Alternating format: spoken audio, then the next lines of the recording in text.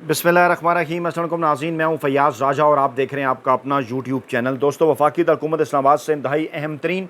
और बहुत बड़ी डेवलपमेंट इमरान खान की जानिब से नए इलेक्शन करवाने के मुतालबे के बाद इस वक्त व्हाट्सएप ग्रुप्स के अंदर एक क्लिप, एक वीडियो बड़ी तेज़ी के साथ वायरल हो रही है, जिसमें मौजूदा army chief general Asim Munir साबिक वज़ीर-ए-आज़म पाकिस्तान इमरान खान को सल्यूट करते हुए दिखाई दे रहे हैं। व्हाट्सएप ग्रुप्स में ख़ास तौर पर इस्लामाबाद के बड़े एंकरों, वेले करम निगारों, मुलाजम सहाफ़ियों के व्हाट्सएप ग्रुप्स के अंदर ये वीडियो बड़ी तेज़ी के साथ वायरल क्यों हो रही है, हमारे हाथ कैसे और क्यों कर लगी, आपको वीडियो दिखाएंगे भी, तफसीलात भी आपके सामने रखेंगे। लेकिन इसी दौरान इस मामले को इंतहाई अहम इसलिए करार दिया जा रहा है कि इमरान खान की मकबूलियत के हवाले से इस वक्त पाकिस्तानी इस्टेब्लिशमेंट के तर्जुमान की जानिब से भी एक सनसनीखेज़ तस्दीक सामने आई है, और इस तस्दीक का दारोमदार पाकिस्तान की खुफिया एजेंसी की उस रिपोर्ट पर है जिसने इस वक्त इस्लामाबाद में माफिया हैंडलर्स और सहूलतकारों की सफ़ों में खलबली मचा दी है। मेरे पास इस वक्त एक रिपोर्ट है पाकिस्तानी खुफिया इदारे की जानिब से तैयार करदा, जो कि 15 मार्च से लेकर 15 जून के दरमियान पाकिस्तान के मुख्तलिफ इलाकों से, पाकिस्तान के मुख्तलिफ शहरों से किए जाने वाले सर्वे के नतीजे में तैयार की गई। इसकी तफसीलात भी हम रखने जा रहे हैं आपके सामने, वो वीडियो भी आपको दिखाएंगे। लेकिन सरेदस्त सबसे पहले आपके ये गोशगुजार कर दें कि उमर अयूब जो पाकिस्तान तहरीक इंसाफ के सेक्रेटरी जनरल हैं, जिन पर इमरान खान की जानिब से भरपूर एतमाद का इजहार किया गया था, इन्होंने रिज़ाइन कर दिया था। लेकिन इमरान खान ने कहा था कि ये अपना काम जारी रखें, और फिर बैरिस्टर गौहर अयूब ने नोटिफिकेशन जारी किया था कि इनका इस्तीफ़ा रिजेक्ट कर दिया गया है उमर अयूब साहब का, और उन्हें कहा गया है इमरान खान की हिदायत के ऊपर कि ये अपना काम जारी रखें। आज इंतहाई दबंग बयान सामने आया उमर अयूब साहब का। उन्होंने कहा कि इमरान खान को वज़ीर-ए-आज़म बनाने तक, इमरान खान के वज़ीर-ए-आज़म बनने तक हमारी जो जिद्दोजहद है वो जारी रहेगी। क्या कॉन्टेक्स्ट है इस बयान का, क्योंकि इस बयान के फौरी बाद इंसदाद दहशतगर्दी अदालत ने अपोजिशन लीडर उमर अयूब के वारंट गिरफ्तारी जारी कर दिए हैं। उन्होंने अपने बयान में ये कहा कि ATC सरगोदा ने मेरे वारंट गिरफ्तारी जारी किए, इस्लामाबाद पुलिस और मियांवाली पुलिस ने मेरे घर पर छापा मारा है। उन्होंने कहा कि वफाकी और सूबाई हुकूमतें और एजेंसियाँ मुझे गिरफ्तार करना चाहती हैं। इससे कबल जनाब इंसदाद दहशतगर्दी अदालत इस्लामाबाद ने इसी तरह के केस के अंदर जो है वो वज़ीर-ए-आला खैबर पख्तूनख्वा के वारंट गिरफ्तारी भी जारी किए। फिर बाद नज़ा जब वो अदालत पेश हुए तो उनके वारंट गिरफ्तारी मनसूख कर दिए गए थे। स्टिक एंड कैरेट पॉलिसी के इस पीछे बेसिकली वजह क्या है? बेसिकली वजह यही है कि पंजाब और वफाकी हुकूमत इस वक्त पाकिस्तान तहरीक इंसाफ के अहम तरीन रहनुमाओं की गिरफ्तारी के लिए बेताब है। कोशिश उनकी ये है कि किसी न किसी तरीके से उन्हें ज़ोर ज़बरदस्ती जो है वो टेबल टॉक के ऊपर मजबूर किया जाए अपनी शराइत के ऊपर, और बिलवास्ता तौर पर इमरान खान को भी इसी किस्म के जो पैगामात हैं वो जनाब भिजवाए जा रहे हैं। मकसद इन तमाम तर चीज़ों का सिर्फ़ और सिर्फ एक है, इमरान खान और पाकिस्तान तहरीक इंसाफ की क़यादत को दीवार के साथ लगाया जाए। 9 मई के हवाले से राना सनाउल्लाह साहब का आज एक और बयान सामने आता है। मौसूफ पैंतरा बदलते हैं, ओवरसीज़ पाकिस्तानियों के ऊपर भी इल्ज़ाम लगाते हैं, जिस पर यकीनी तौर पर आपको फ़ीडबैक देना चाहिए कमेंट बॉक्स के अंदर। कहते हैं कि 9 मई के वाक़यात में पाकिस्तान तहरीक इंसाफ को बैरूनी मदद भी हासिल थी। मौसूफ कहते हैं कि मुल्क में हंगामा आराई और अफरा तफरी के लिए ये बैरूनी मदद जो है वो उन्हें हासिल थी, उन्हें बैरूनी फंडिंग की गई। अच्छा, जो इनके रहनुमा हैं नवाज़ शरीफ, इनके हवाले से बाकायदा तौर पर साबित है कि इन्होंने पाकिस्तान के अंदर हुकूमत गिराने के लिए मोहतरमा बेनज़ीर भुट्टो की 90 की दहाई के अंदर बाकायदा तौर पर बैरूनी फंडिंग हासिल की। उसामा बिन लादन नोटों से भरे हुए ब्रीफकेस लेकर आए। इस बात के रिकॉर्ड जो है वो सबूत बाकायदा तौर पर मौजूद हैं, और सियासतदान मुख्तलिफ मौक़े के ऊपर इसके ऊपर बात कर चुके हैं। इस वक्त जो कि नून लीग के फेवरेट सहाफ़ी हुआ करते थे, खैर आजकल तो नहीं है, हामिद मीर साहब भी पाकिस्तानी इस्टेब्लिशमेंट के भी बड़े करीब रहे, उनकी जानिब से भी और हाफ़िज़ हुसैन अहमद साहब की जानिब से भी माजी में इस बात का इंकशाफ किया जा चुका कि उसामा बिन लादन ने नवाज़ शरीफ को बैरूनी फंडिंग की थी, मदद फराहम की थी पाकिस्तान के अंदर मोहतरमा बेनज़ीर भुट्टो की हुकूमत गिराने के लिए। और ये मौसूफ इस वक्त इमरान खान के ऊपर इल्ज़ाम लगा रहे हैं। मौसूफ ये कहते हैं जनाब कि काबीना ने फ़ैसला किया है कि PTI की बैरूनी मदद के सबूत भी पेश किए जा सकते हैं, और फिर उन्होंने कहा जनाब कि इमरान खान को इस बात की इजाज़त अदालत ने नहीं दी हुई कि वो जेल में सियासी कॉन्फ्रेंस और मीटिंग करें।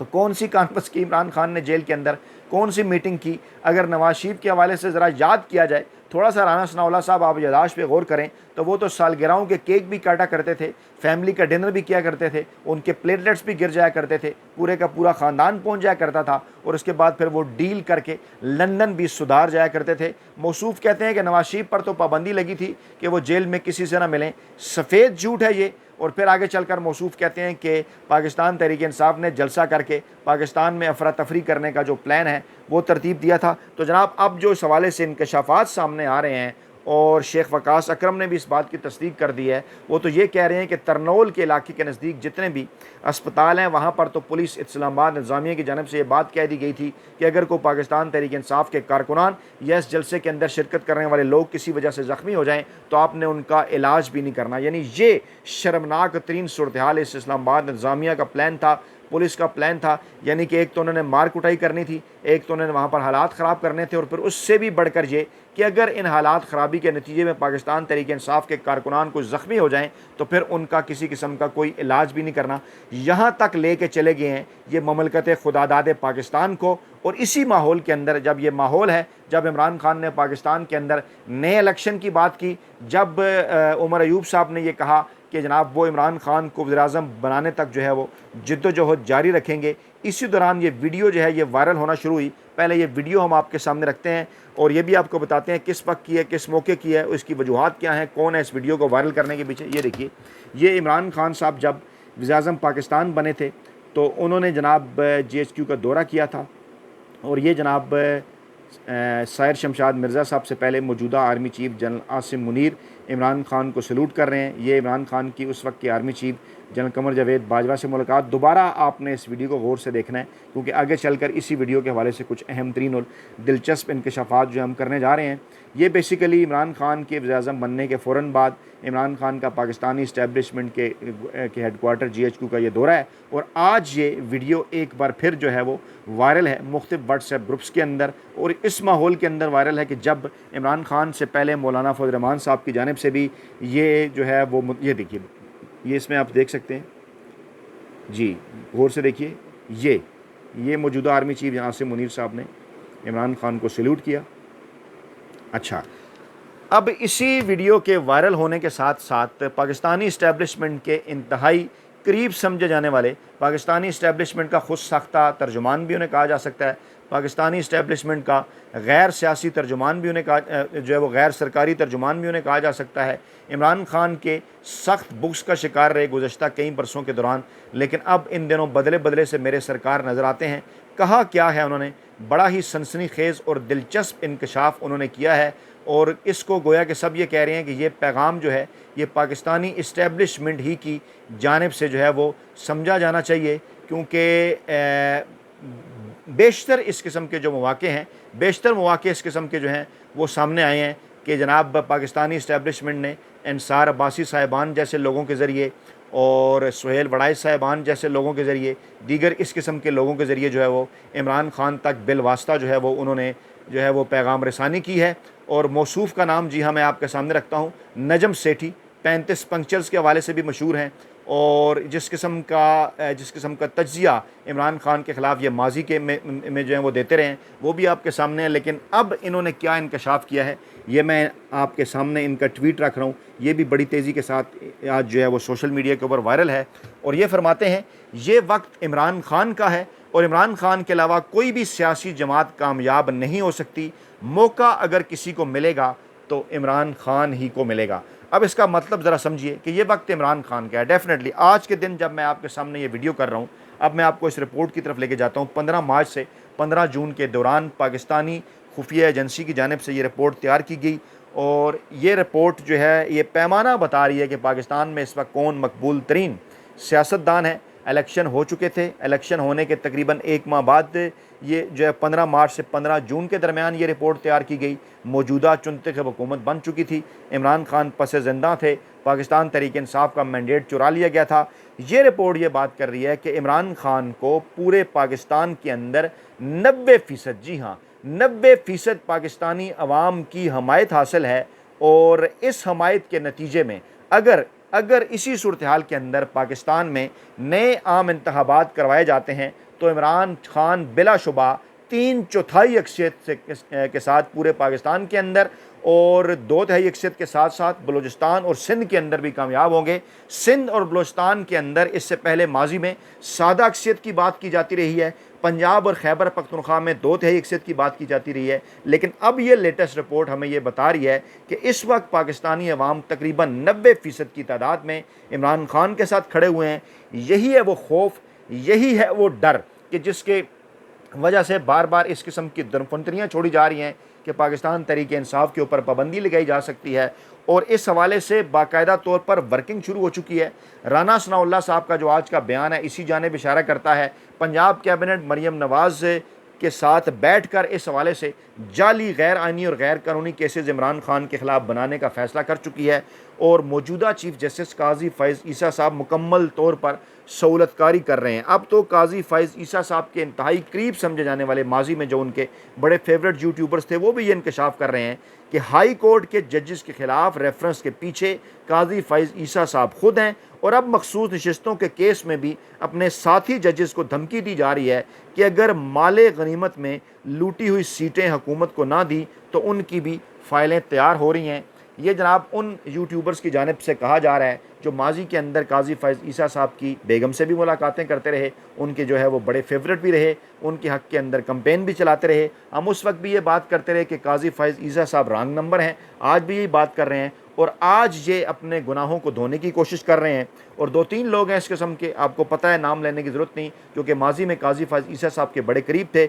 इन दिनों पाकिस्तान तहरीक इंसाफ की रेटिंग हासिल करने के लिए वो एक बार फिर जो है वो सच बोलने के ऊपर जो है वो मजबूर हो गए हैं, और काजी फ़ैज़ ईसा साहब के लत्ते ले रहे हैं। तमाम तरह इंकशाफात जो हैं वो काजी फ़ैज़ ईसा साहब के हवाले से आपके सामने रख रहे हैं। अच्छा, इस वक्त पाकिस्तान के अंदर इमरान खान के ख़िलाफ़ माफिया का, हैंडलर्स का और सहूलतकारों का गठजोड़ है, उसी जानिब इशारा भी किया गया है, और काजी फ़ैज़ ईसा साहब का तासुब खुलकर सामने आ चुका। इमरान खान ने भी ये बात कर दी, शौकत बसर साहब ने भी आज ये ट्वीट किया कि इस वक्त पाकिस्तान में सियासी कारकुनान कौम की माओ बहनों और बेटियों के साथ पाकिस्तान में जो कुछ गैर इंसानी सलूक हो रहा है, जिस तरह से पाकिस्तान गैर महफूज हो चुका है, इसका ज़िम्मेदार सिर्फ़ और सिर्फ काजी फ़ैज़ ईसा है, और पूरी कौम का ये मुतालबा है कि काजी फ़ैज़ ईसा साहब फिलफौर मुस्तफ़ी हों। अच्छा, इसके बाद शाहिद खकान अब्बासी साहब कहते हैं पाकिस्तान दुनिया का वाहिद मुल्क है जिसकी सरहदें महफूज नहीं हैं और खरबों रुपए की स्मगलिंग होती है, लेकिन वो ये बात नहीं बता रहे कि ये स्मगलिंग आखिरकार कौन कराता है,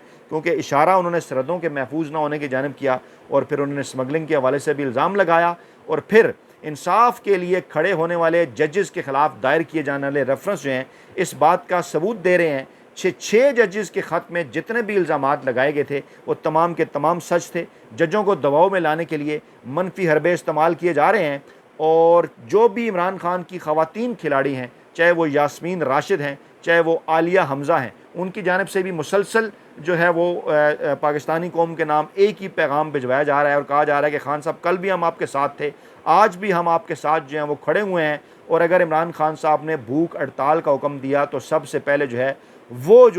वो भूख हड़ताल करेंगे। अच्छा जनाब, इस वक्त जजेस के ख़िलाफ़ जो एक कंपेन चल रही है, और ख़ास तौर पर उन जज साहिबान के ख़िलाफ़ जो आइन और कानून के साथ खड़े हैं डट के,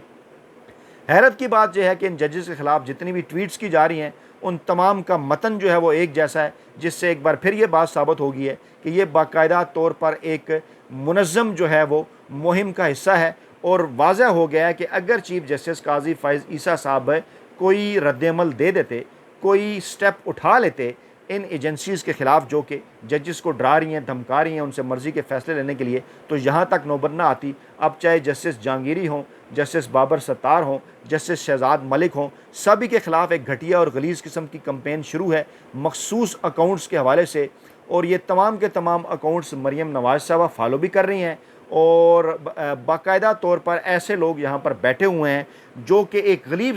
गलीज़ और घटिया ज़ुबान इस्तेमाल कर रहे हैं, और मरीम नवाज़ साहबा का जो ट्विटर अकाउंट है वो इन अकाउंट्स को जो है वो फॉलो भी कर रहा है। ये मामला ज़्यादा हैरान कुन इसलिए नहीं है कि माजी में भी जजेस के ख़िलाफ़, जस्टिस बंदयाल, जस्टिस इजाज़ुल एहसन, दीगर जजेस के ख़िलाफ़ जो घटिया कंपेन शुरू की गई, उसके अंदर भी जो नून लीग का सोशल मीडिया जो सेल है वो जनाब शामिल था। अच्छा, अब राना सनाउल्लाह साहब कहते हैं कि इदारों के पास इस बात की रिकॉर्डिंग है कि जेल के अंदर मुलाकातों में इमरान खान जो है वो इदारों के ख़िलाफ़ इंतशार की मनसूबाबंदी करते हैं। शर्म आनी चाहिए इन्हें इस बात की, यानी कि वो ये बात कबूल कर रहे हैं, वो ये बात मान रहे हैं इस वक्त के इमरान खान की जो है वो जेल के अंदर भी रिकॉर्डिंग की जाती है। अब एक एक करके ज़रा वाक़यात की तरतीब समझिए कि किस तरह से तमाम तर चीज़ें जो हैं सामने आ रही हैं, क्योंकि ऑडियो लीक्स का केस भी है। उस केस के अंदर भी बाबर सत्तार साहब ने बड़ा ही टफ़ टाइम दिया, और उसके बाद दीगर जो तमाम तर केसेस हैं उनके अंदर भी इस वक्त ये नज़र आ रहा है कि जनाब मौजूदा सूरत हाल के अंदर अगर पाकिस्तान के जजेस आइन और कानून के तहत फ़ैसले करते हैं तो फिर जनाब माफिया हैंडलर्स और सहूलतकार